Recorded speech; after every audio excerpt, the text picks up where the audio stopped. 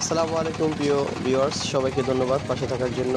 আসলেই আ আ সোশ্যাল প্ল্যাটফর্মে একা এগোনো যায় না যদি আপনারা পাশে না থাকেন। ধন্যবাদ। আজকে যেই সিনারিটা দেখাচ্ছি এটা হচ্ছে সাদা পাথর, ভোলাগঞ্জের, সিলেটে অবস্থিত। যারা সিলেটে আসেন অবশ্যই তারা ভোলাগঞ্জ প্লাস জাফলং বেড়ান।